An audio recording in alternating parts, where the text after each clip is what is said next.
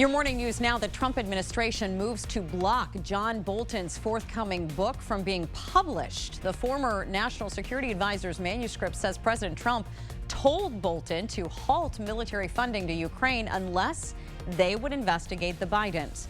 The White House is also lobbying senators to vote against having Bolton as a witness on Friday.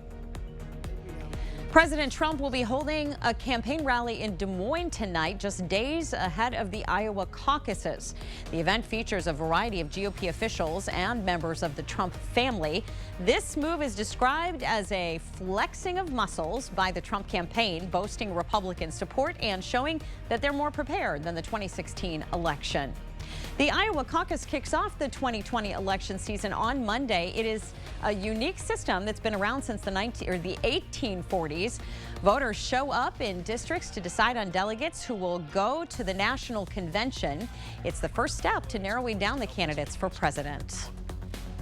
This is a bill of compassion. South Dakota becomes the first state in the country to greenlight a bill that prohibits medical care for transgender kids.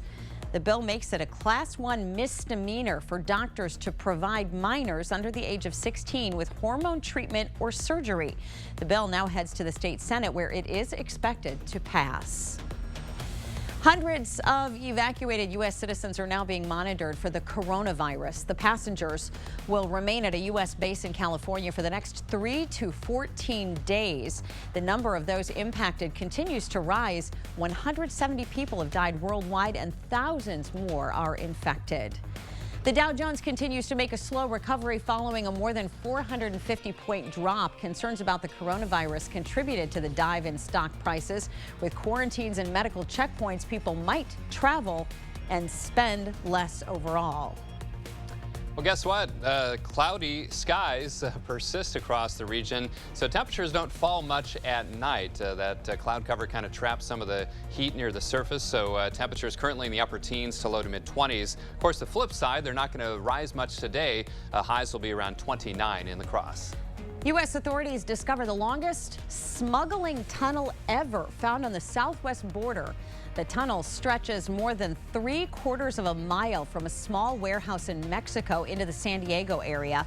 It features an extensive rail cart system, an elevator at the tunnel entrance, and a complex drainage system. So far, the recent discovery has not led to any arrests or seizures. 26 candidates are now in the running to be the next school superintendent for the District of La Crosse. The district's Board of Education will meet next month to select the semifinalists in the search. The board plans to complete the search and selection process by the end of March.